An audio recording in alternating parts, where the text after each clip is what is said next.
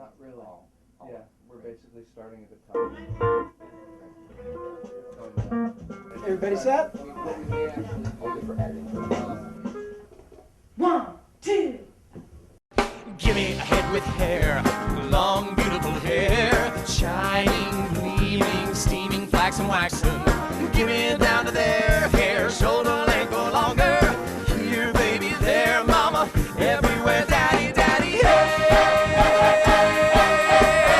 Blow it, show it, Lord, it's got me blowing my hair.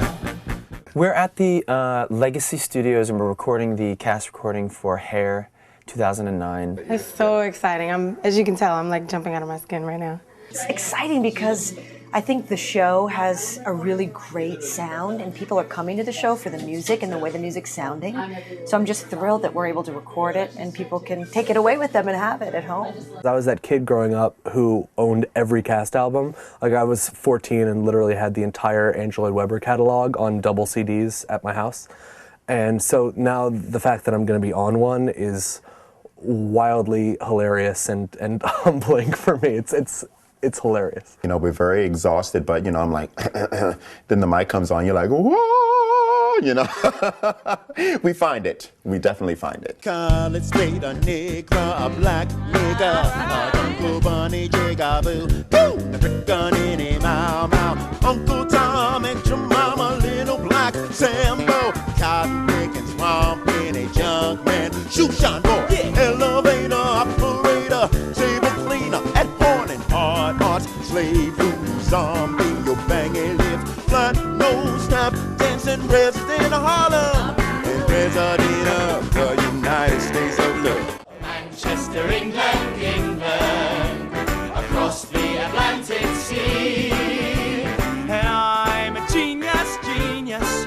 I believe in God, and I believe that God believes in God. That's me. That's me. That's me. That's it. That's me. That's it. That's me.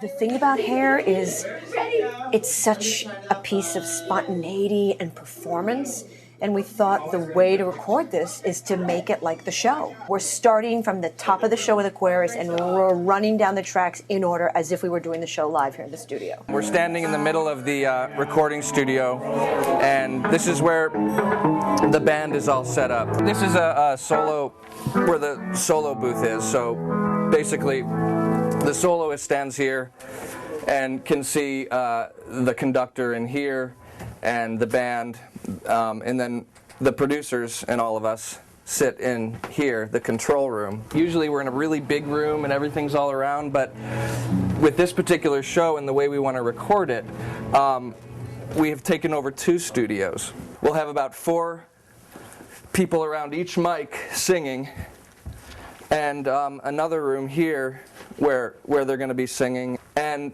there'll be a camera set up on the conductor right here, so she'll be playing and conducting from the other room, and all of the actors will be able to see her. It's kind of crazy. We have our own little lists, and it's like you go to this microphone for this song, and you kind of are like, hey, dude, what's up? I'm with you now, and then with you now, and you know, you see people across the room, and you're dancing while you're singing. I brought my 5-year-old along this morning to watch, and he was great. He was digging it. I had him in the booth with me for a couple of my songs.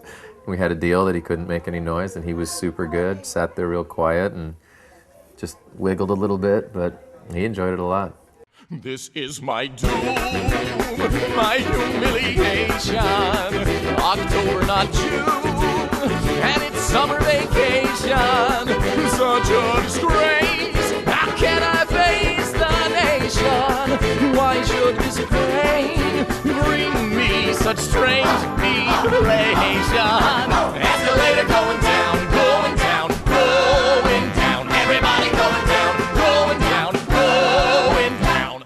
I met a boy called Frank Mills on September 12th, right here in front of the Waverly. But unfortunately, I lost his address. He was last seen with his friend, a drummer.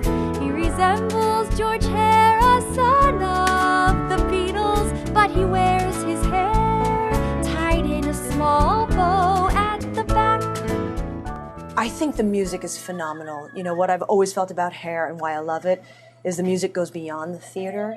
You know, it's that best sense of music that is really in our culture, that is great, sort of pop music, not just theater music.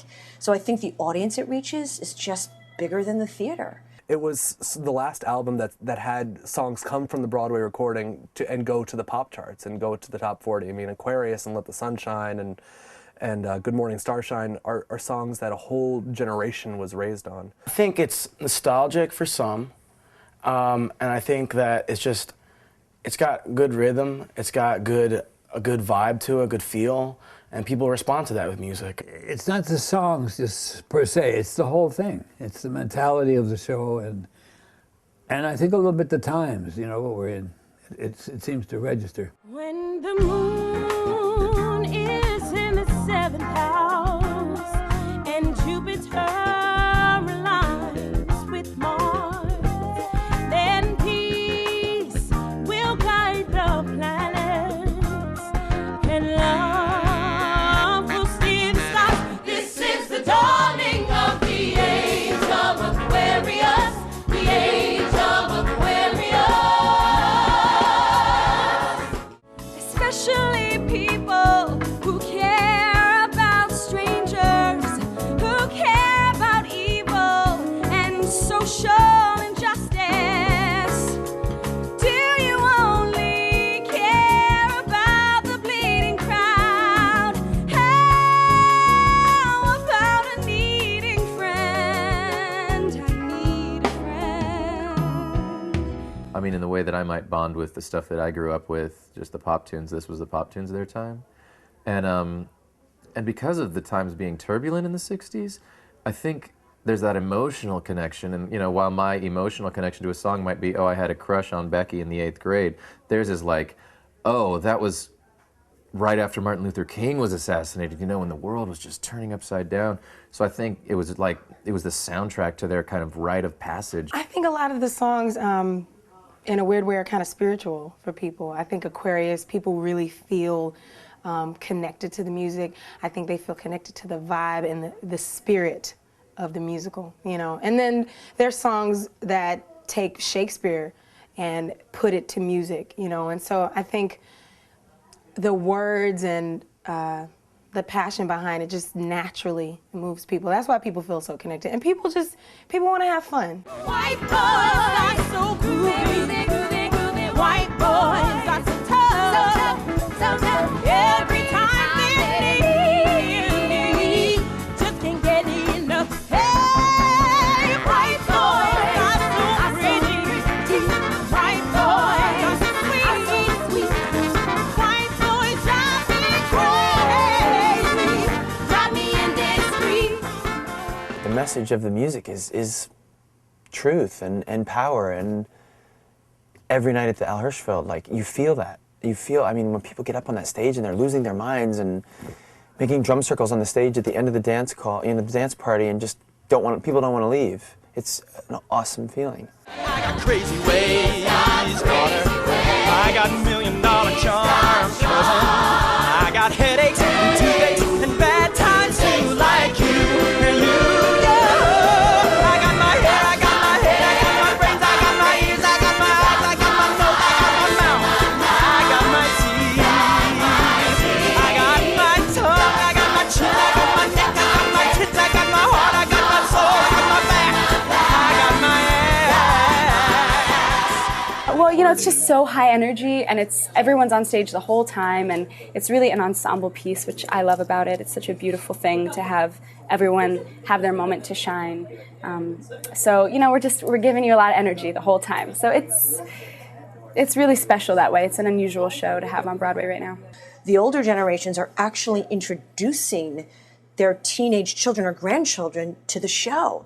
So the greatest thing about this revival is maybe we're turning on a whole nother generation who, you know, 40 years from now are going to bring their kids to.